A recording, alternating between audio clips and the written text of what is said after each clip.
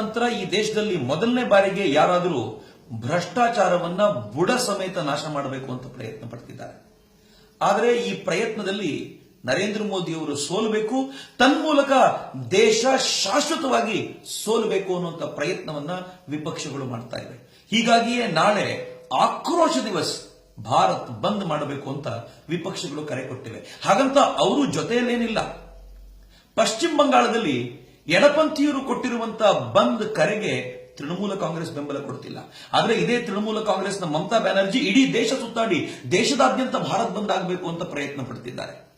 ಕಾಂಗ್ರೆಸ್ ಈ ಬಂದ್ಗೆ ದೇಶದಾದ್ಯಂತ ಬೆಂಬಲ ಕೊಡುತ್ತಿಲ್ಲ. ಆದರೆ ಕರ್ನಾಟಕದಲ್ಲಿ ಬಂದ್ ಮಾಡಬೇಕು ಅನ್ನೋ ನೆಪದಲ್ಲಿ ಕಾಂಗ್ರೆಸ್ಸಿನ ಸರ್ಕಾರ ಇಲ್ಲಿ ಅನಗತ್ಯವಾಗಿ ಬಸ್ಗಳನ್ನು ನಿಷೇಧ ಮಾಡಿದೆ. ನಾಳೆ ಬಸ್ಸುಗಳು ಓಡಾಡುವಂತಿಲ್ಲ ಅಂತ ಹೇಳಿದೆ. ಅಷ್ಟೇ ಅಲ್ಲ, ಶಾಲಾ ಕಾಲೇಜುಗಳಿಗೆ ಮುಂಚಿತವಾಗಿ ರಜೆ ಘೋಷಣೆ ಮಾಡಿದೆ.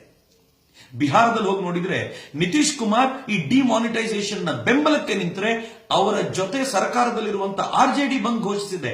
ಒಟ್ಟಾರೆ ಈ ದೇಶದಲ್ಲಿ ಒಂದು ಕೆಟ್ಟ ಪ್ರಥೆಯನ್ನ ಪ್ರತಿಪಕ್ಷಗಳು ಸೃಷ್ಟಿ ಮಾಡ್ತಿವೆ. ಮಿತ್ರರೇ, ದೇಶ ಸೋಲುವಂತ ಈ ತರದ ಸ್ಥಿತಿಯಿಂದ ಈ ದೇಶವನ್ನ ರಕ್ಷಿಸುವಂತ ಹೊಣೆಗಾರಿಕೆ ನನ್ನ ಮತ್ತು ನಿಮ್ಮಂತ ಸಾಮಾನ್ಯ ಜನರ ಮೇಲಿದೆ. ಹೀಗಾಗಿಯೇ ನಾಳೆ ಅವರೆಲ್ಲ ಆಕ್ರೋಶ ದಿವಸ ಆಚರಣೆ ಮಾಡಿದ್ರೆ ನಾನು ನೀವೆಲ್ಲ ಸೇರ್ಕೊಂಡು ಸಂಭ್ರಮ ದಿವಸ ಆಚರಣೆ ಮಾಡಬೇಕಾಗಿದೆ. ನನಗೆ ಬಹಳ ಖುಷಿ ಅಂದ್ರೆ ಬೆಂಗಳೂರಿನ ಕೆಲವು ಕಾರ್ಯಕರ್ತರು ನಾಳೆ ಬೆಳಿಗ್ಗೆ 7 ಗಂಟೆಗೆ ಎಣ್ಣೆ ನೀರಿನ ಸ್ನಾನ ಮಾಡಿ ಆನಂತರ ಮುಖದ ತುಂಬ ರಂಗನ್ನ ಹಚ್ಚಿಕೊಂಡು ಏಕಕಾಲಕ್ಕೆ ದೀಪಾವಳಿ ಮತ್ತು ಹೋಳಿಯ ಸಂಭ್ರಮವನ್ನು ಆಚರಿಸ್ತಾ ಇದ್ದಾರೆ. ಅನೇಕ ಕಡೆಗಳಲ್ಲಿ ತರಕಾರಿ ಅಂಗಡಿಗಳಿಗೆ, ಹಾಲು ಮಾರುವಂತವರಿಗೆ ಮತ್ತು ಯಾರ್ಯಾರು ಅಂಗಡಿಗಳನ್ನ ತೆರೆದಿದ್ದಾರೋ ಅವರಿಗೆಲ್ಲರಿಗೂ ಹೋಗಿ ವಿಶ್ ಮಾಡುವಂತ ಅಪರೂಪದ ಕಾರ್ಯಕ್ರಮ ಇದೆ. ಅಷ್ಟೇ ಅಲ್ಲ, ಹುಬ್ಬಳ್ಳಿ, ಬೆಳಗಾವಿ ಅಂತ ಅನೇಕ ಭಾಗಗಳಲ್ಲಿ, ರಾಜ್ಯದ ಅನೇಕ ಭಾಗಗಳಲ್ಲಿ, ಮಂಗಳೂರು ಸೇರಿದಂತೆ ಎಲ್ಲ ಜಾಗಗಳಲ್ಲಿ BSNL ಕಚೇರಿಗಳಿಗೆ, ಪೋಸ್ಟ್ ಆಫೀಸ್ಗಳಿಗೆ, ಹಾಗೆಯೇ ಈ ಹೋರಾಟದಲ್ಲಿ ಸೈನಿಕರಂತೆ ನಿಂತಿದ್ದ ಬ್ಯಾಂಕ್ನ ಸಿಬ್ಬಂದಿಗಳಿಗೂ ಕೂಡ ವಿಶ್ ಮಾಡುವಂತ ಕಾರ್ಯಕ್ರಮ ಇದೆ. ಕೆಲವು ಕಡೆಗಳಲ್ಲಂತೂ ಸಂಜೆ ದೀಪೋತ್ಸವದ ಹಬ್ಬ. ಈಗ ತಾನೇ ಪೆಟ್ರೋಲ್ ಬಂಕ್ ಓನರ್ ಒಬ್ಬರು ಕರೆ ಮಾಡಿ ಹೇಳಿದ್ರು, ನಾಳೆ 2 ಗಂಟೆ ಹೆಚ್ಚು ಕೆಲಸ ಮಾಡ್ತೀನಿ. ಅಷ್ಟೇ ಅಲ್ಲ, ಯಾರ್ಯಾರು ನನ್ನ ಪೆಟ್ರೋಲ್ ಬಂಕ್ಗೆ ಪೆಟ್ರೋಲ್ ಹಾಕ್ಸ್ಕೊಳ್ಳಿಕ್ ಬರ್ತಾರೋ ಅವರಿಗೂ ಕೂಡ ಸಿಹಿಯನ್ನ ಹಂಚ್ತೀನಿ ಅಂತ. ಒಂದು ಪ್ರಯತ್ನ ನಾವು ಮಾಡಬಹುದಾ? ಯಾರ್ಯಾರು ನಮ್ಮ ಅಂಗಡಿಗೆ ನಾಳೆ ಬರ್ತಾರೋ, ಯಾರ್ಯಾರು ನಮ್ಮ ಬಳಿ ಬರ್ತಾರೋ, ಒಂದು ಚಾಕ್ಲೇಟ್ ಅನ್ನಾದ್ರೂ ಕೊಟ್ಟು ದೇಶ ಬದಲಾಗ್ತಾ ಇದೆ, ಅದನ್ನ ಆನಂದಿಸೋಣ ಅನ್ನುವಂತ ಸಂದೇಶವನ್ನು ನಾವು ಕೊಡೋಣ. ಕೆಲವು ಹೆಣ್ಮಕ್ಳು ಹೇಳ್ತಿದ್ದಾರೆ, ನಮ್ಮ ಮನೆ ಹೊರಗಡೆ ರಂಗೋಲಿ ಹಾಕ್ತೀವಿ, ಈ ರಂಗೋಲಿ ಮೂಲಕ ಸಂಭ್ರಮಿಸ್ತೀವಿ.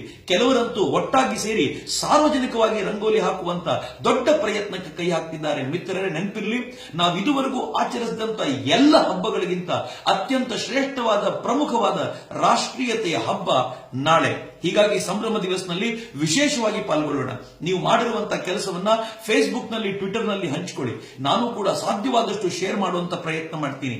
ನಾವೆಲ್ಲರೂ ಸೇರಿ ಈ ಹಬ್ಬವನ್ನ ಎಷ್ಟರ ಮಟ್ಟಿಗೆ ಮಾಡಬೇಕು ಅಂದ್ರೆ, ಯಾರು ದೇಶವನ್ನ ಸೋಲಿಸಲಿಕ್ಕೆ ನಿಂತಿದ್ದಾರೋ ಅವರ ಎದುರಾಗಿ ಈ ದೇಶದ 99% ಜನ ಒಟ್ಟಾಗಿ ನಿಂತಿದ್ದೀವಿ ಅಂತ ತೋರಿಸುವಂತ ಅಪರೂಪದ ಸಂದರ್ಭ.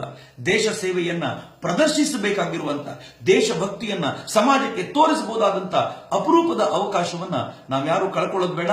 ಬನ್ನಿ, ಸಂಭ್ರಮ ದಿವಸನಲ್ಲಿ ನಾವೆಲ್ಲರೂ ಒಟ್ಟಾಗಿ ಪಾಲ್ಗೊಳ್ಳೋಣ.